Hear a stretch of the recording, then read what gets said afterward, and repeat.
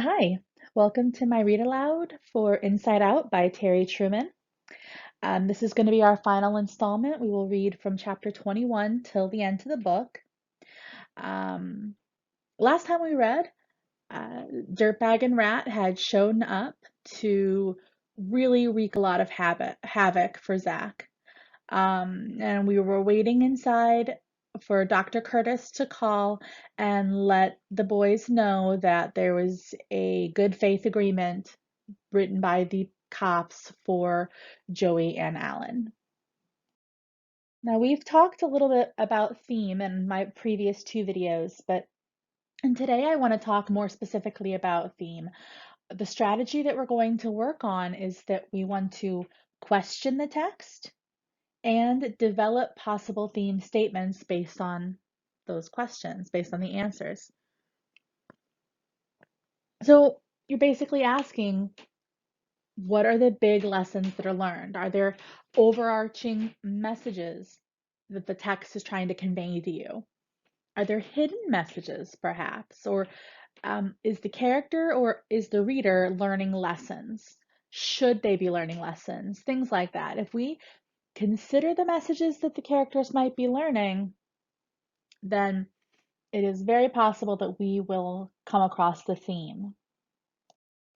So then once we consider those questions, we can use the answers to create theme statements. For example, some popular sort of theme statements in books that you all might be reading are that kids grow up rapidly in times of trouble. So if a kid has a lot of turmoil in their life, they start having to be less of a kid and more of a grown-up.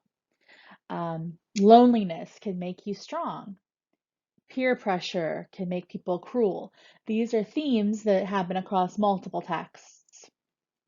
Um, and there's obviously plenty of other options for potential themes. So just thinking about this book so far, I do think that we have been taught at least one lesson at this stage of the text. I think that we have been taught that people should stick to their word. Zach is considering to himself whether or not he should go tell the cops that the guns have no ammunition. And while he's processing that, he thinks, okay, whether a guy is crazy or not, if he gives his word, if he says he's going to do something, he should stick to it. Otherwise, he really is a wasteoid. And then he thinks that he promised Alan and Joey that he would stay inside until Dr. Kirk came to help, and that he wanted to try and do his hardest. So those things kind of prove to me, I feel like he is teaching us, the reader, or himself, or however you want to see it, he's teaching us that people should stick to their word because he believes it, he thinks it's the right thing to do, and then he proceeds to actually do it. All right, so I'm going to go ahead and begin the text, and I will read until the end. Chapter 21. Letter from Miss Emily Wasted to Dr. Cal Curtis. Thank you for your honesty about Zach. Once you've seen your only child with a rifle in his mouth, it can't get a whole lot worse, except of course for the possibility that one day I might not get home in time. The phone rings. Alan picks it up. Hello, he says. Then, okay. He presses the phone's speaker button again. I hear Dr. Kurt's voice. Can you hear me all right? He asks. Alan and Joey both say yes. I nod my head again.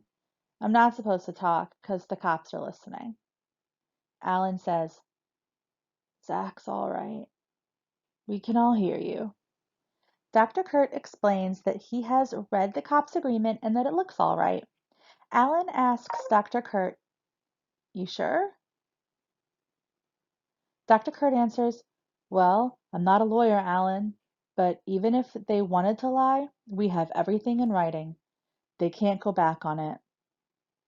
Alan takes a deep breath. He looks around the coffee shop. I follow his eyes. There's a stack of tablecloths in a cupboard on the corner and some boxes of plastic and styrofoam cups. I hear the hum of the freezer from the little closet room.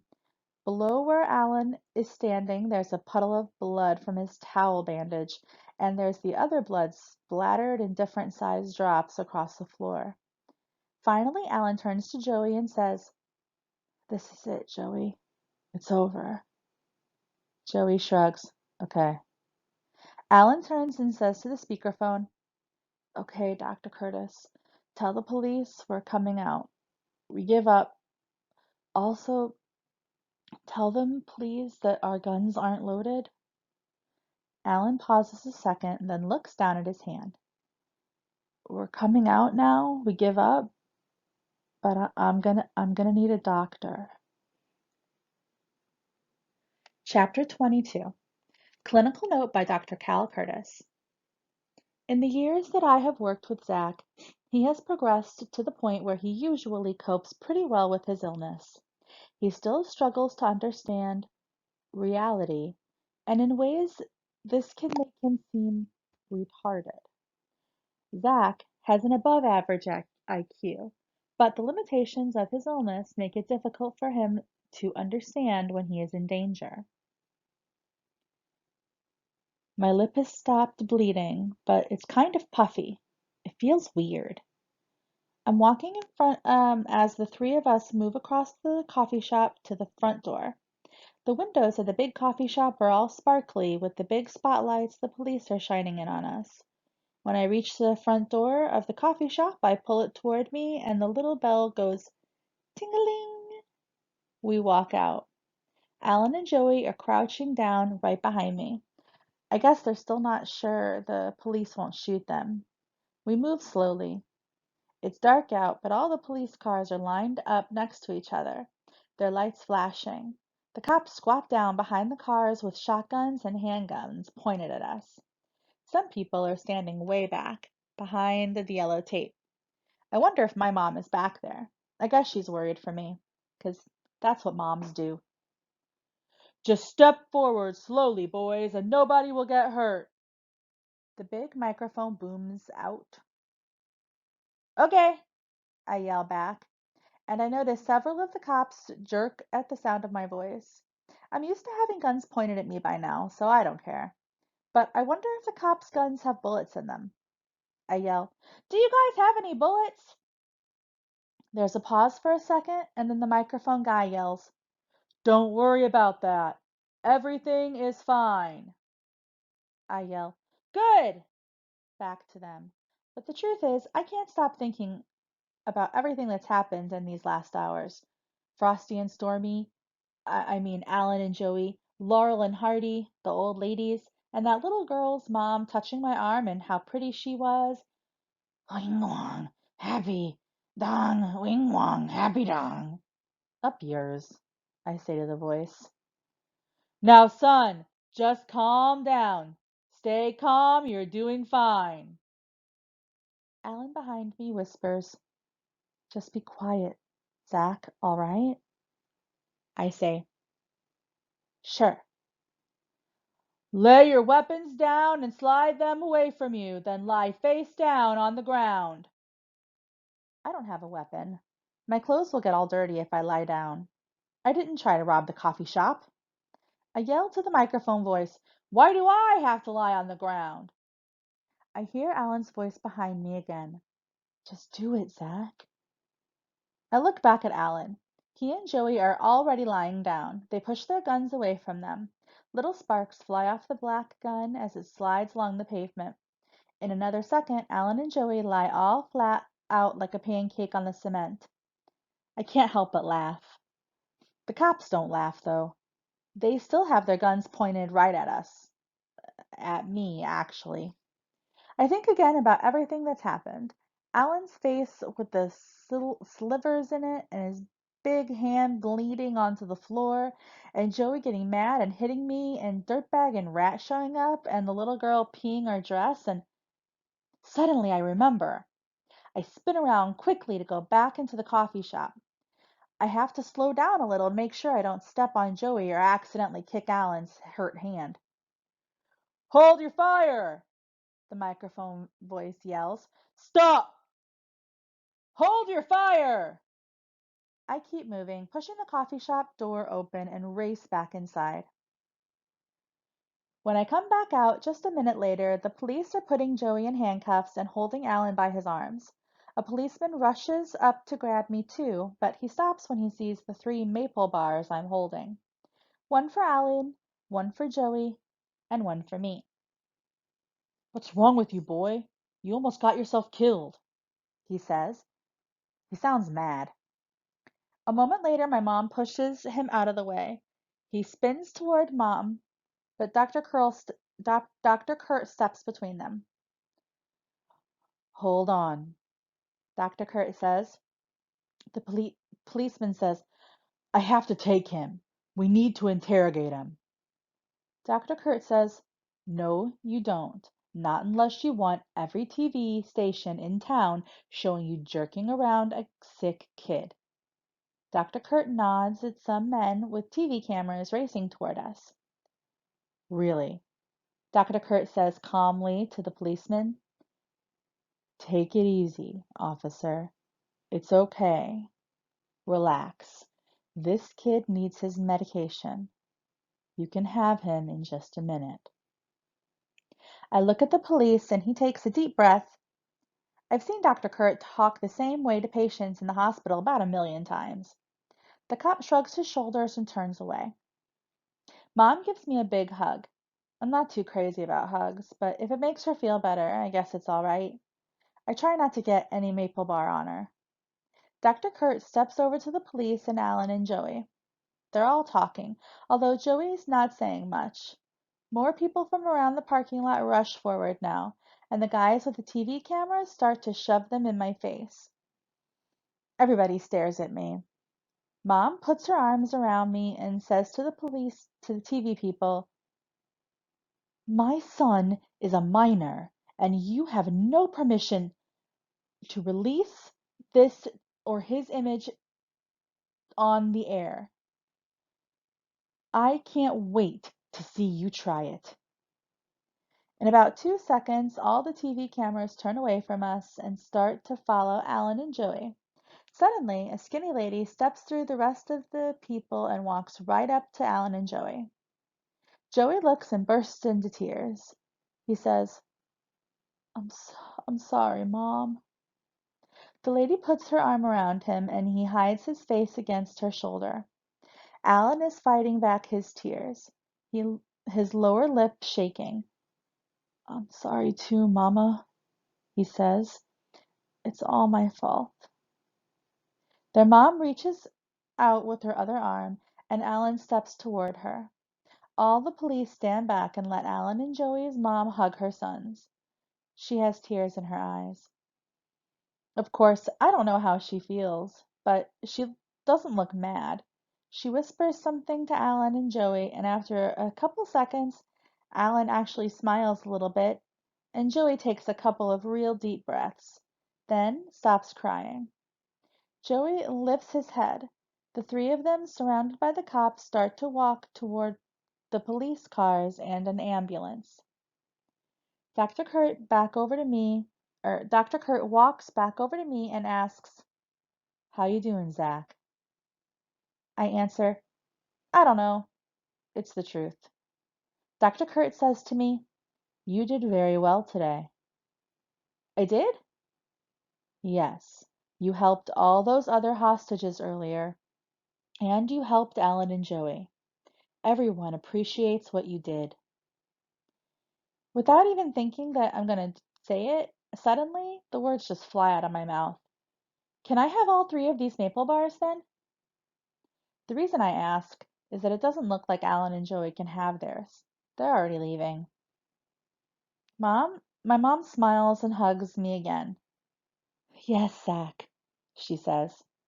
I wonder if the President of the United States of America gets all the maple bars he wants anytime he wants them. I wonder what the ocean would look like if they emptied out all the water and filled it up with the stuff they put on top of maple bars. Gong wong, gong wong, gong wong wong wong gong. "Zach," Mom says, "here you go." She holds out my medicine with a bottle of water. I hand Dr. Kurt my maple bars gulped down my pills real fast, and then grabbed the bars back.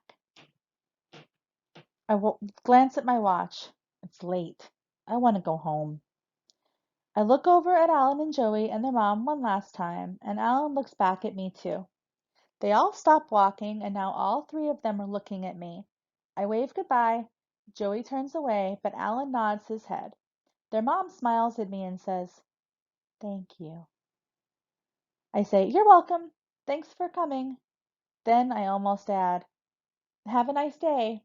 But even I know that would be inappropriate. I take a huge bite of a maple bar. Um, Perfect. Time to go home. Chapter 23. This section is a newspaper article. And the headline says, Mender Brothers sentences juveniles. Coffee siege ends with a deadly twist. By Kelly Hillstead, correspondent, Spokane Intelligencer. Spokane, Washington.